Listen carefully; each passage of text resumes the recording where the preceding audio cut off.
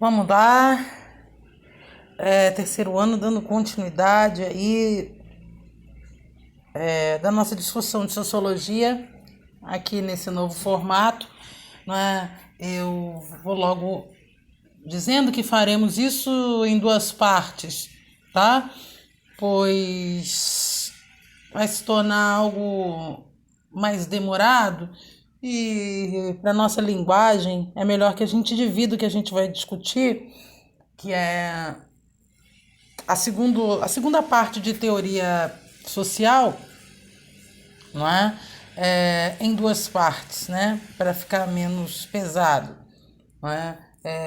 Voltando a dizer que eu não vou perder a minha oportunidade, né, da minha piada eterna, que os senhores já conhecem, né? Que com os alemães nós vamos um pouco mais devagar, tá? Marx é denso, mas como eu mesma já disse para vocês, é para ser devagar, né, explicando os conceitos. Ele vai trazer uma série de conceitos aí que são necessários que a gente entenda um pouco o que ele quer dizer com os conceitos que ele vai introduzir aí dentro da teoria marxista, tá? Só para a gente se situar, né? A gente está falando de um cara que tem um papel super importante na questão do nascimento da sociologia enquanto ciência, né? Nós já vimos o bom e velho funcionalista Durkheim, estamos continuando agora com Marx, né?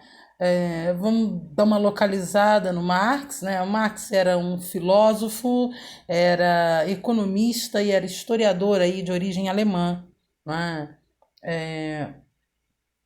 Por isso que nesse primeiro momento essa qualificação de sociólogo não é atribuída a ele, né? A gente está falando que a sociologia está nascendo enquanto ciência, né? Então, para a gente definir um pouco do que era essa formação do Karl Marx, ele era economista, né? Filósofo e historiador, né?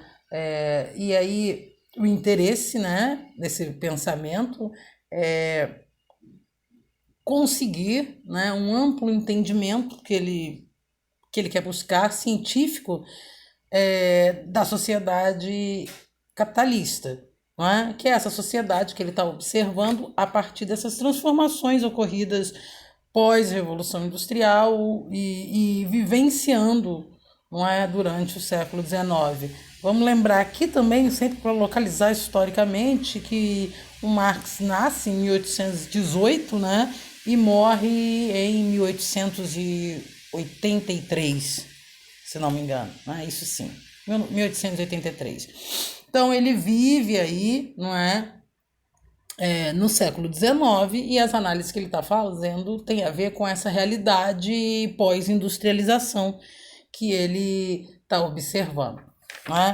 Para a gente falar um pouco disso, vamos definir o primeiro ponto, o que ele está chamando de materialismo dialético histórico, antes de entrarmos aí nos conceitos, que é o que nos interessa, né? Ele está chamando de materialismo, né, histórico dialético, né, um conceito que ele recorre, né, na sua construção a uma filosofia anterior a ele, não é? Que é a filosofia do Hegel, não é? Então vamos voltar um pouco lá, não é? Muitos aqui viram comigo no ano passado, não é?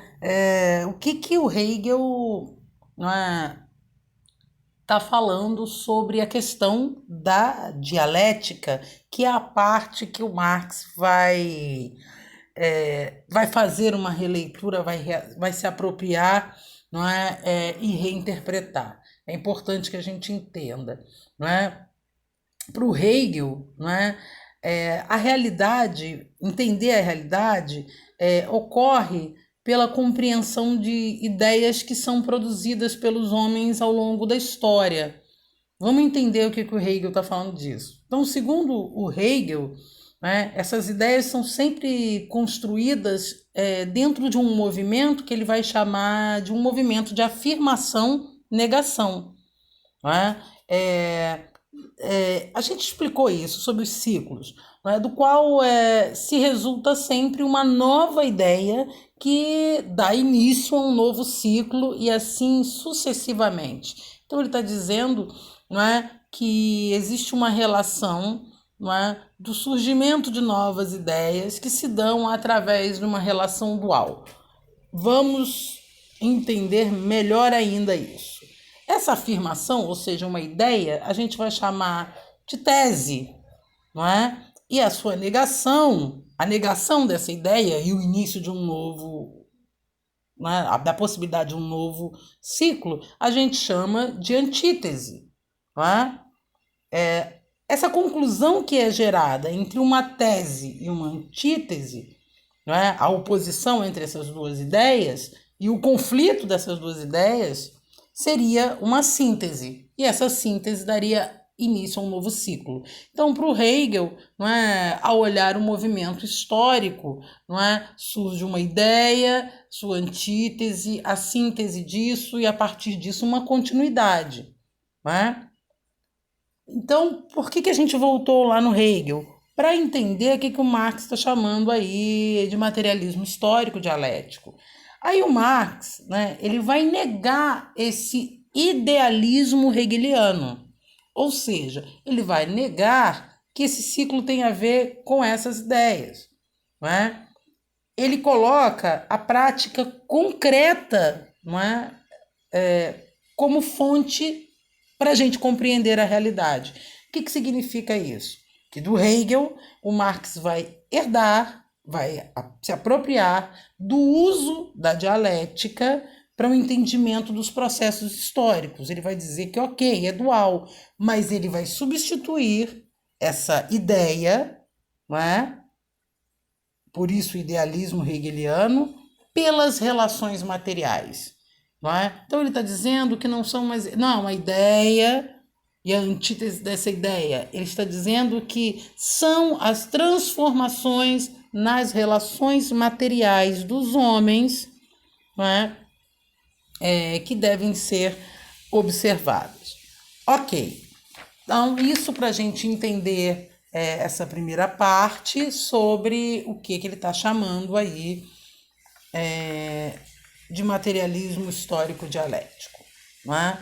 Bom, vamos ao primeiro conceito que é importante, que a gente precisa compreender quando estamos falando da questão marxista. É o conceito de classes sociais. Não é?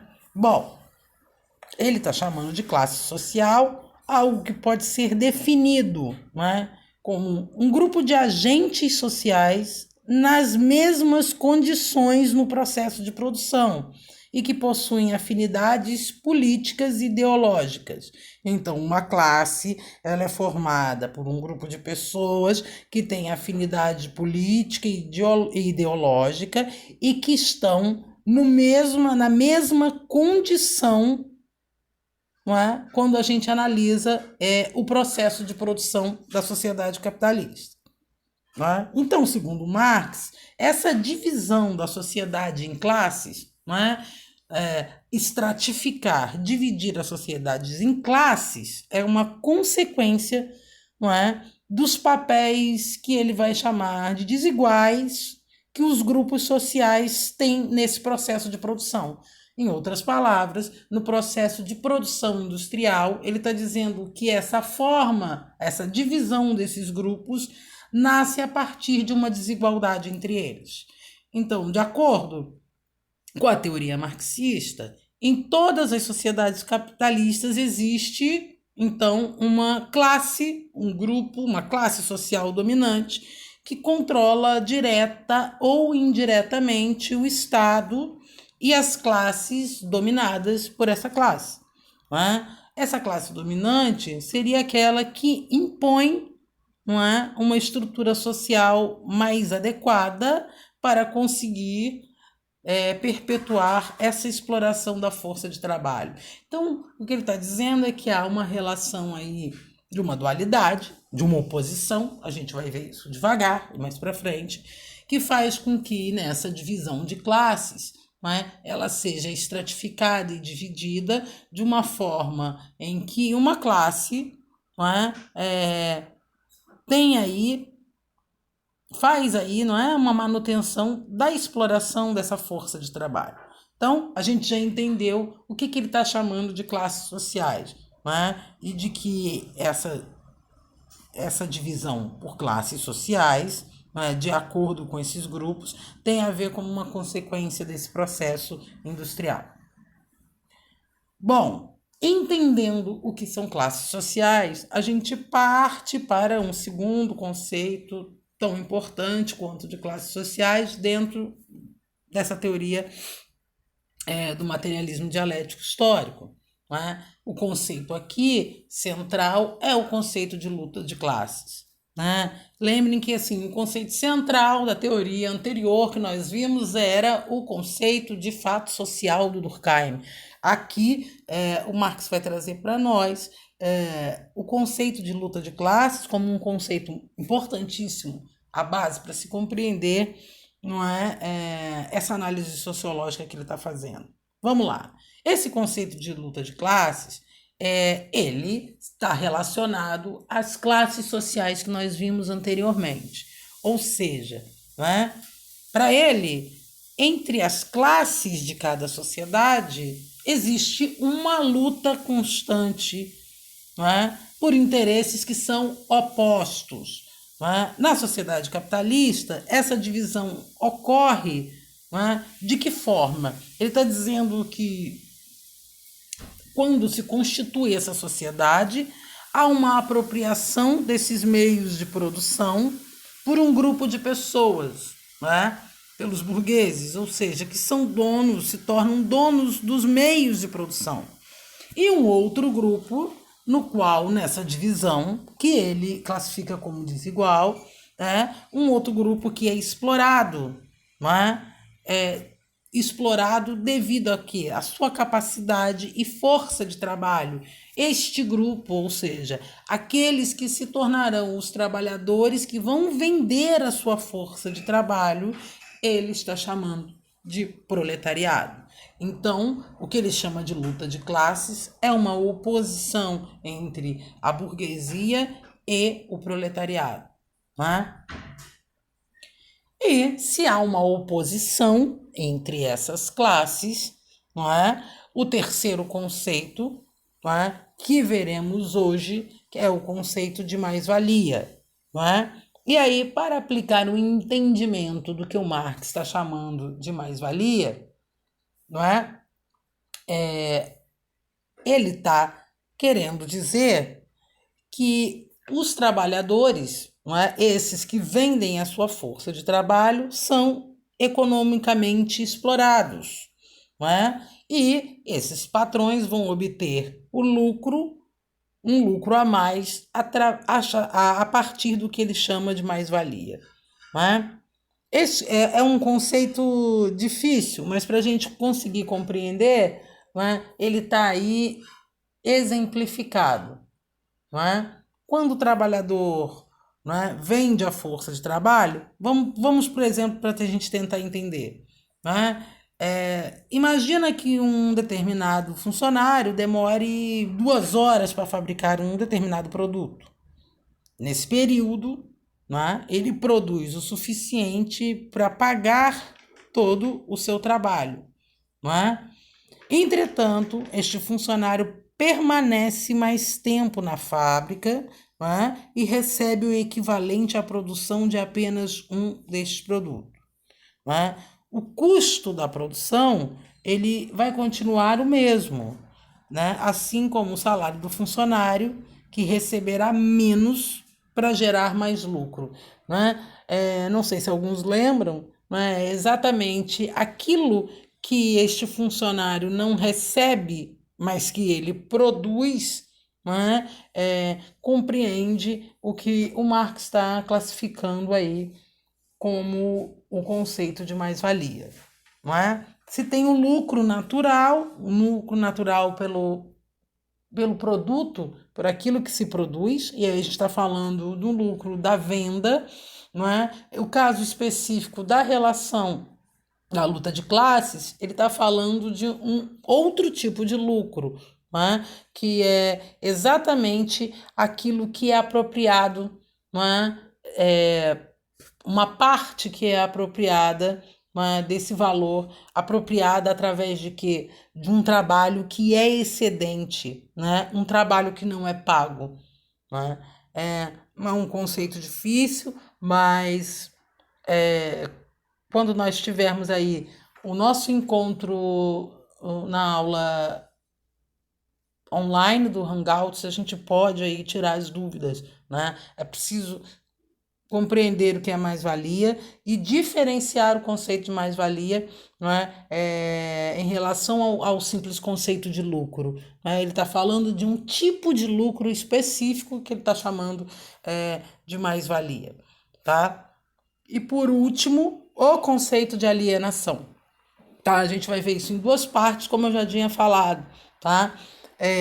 Que para ele vai entender como uma espécie de aprisionamento que este sujeito que vende a força de trabalho, né, passa a vivenciar. Então, se ele está dizendo, que o trabalho realiza, não é, o homem, aí a gente tem que voltar lá atrás para um conceito sociológico importante, não é? Trabalho não é apenas aquilo que eu produzo e recebo pelo aquilo que eu produzo, não é? Toda atividade, não é, que gera uma transformação, a gente compreende também como trabalho, não é? Não necessariamente somente o que é remunerado. Então ele está dizendo o seguinte: a partir do momento que os homens passam a sobreviver unicamente, não é, da venda da força de trabalho, não é? Isso acaba escravizando o próprio homem. Não é? Essa vida deste homem, segundo o olhar marxista, ela passa a ser medida pelo que ele possui e não pelo que ele é realmente. Não é? E quando ele diz dessa alienação, ele fala muito, não é, sobre a produção em série, não é? Que vai fazer com que esse indivíduo se torne especialista por um momento específico daquilo que ele produz, o que faz com que a alienação aconteça porque ele perde, não é, a capacidade de compreender o quanto ele é importante na produção de um todo, não é?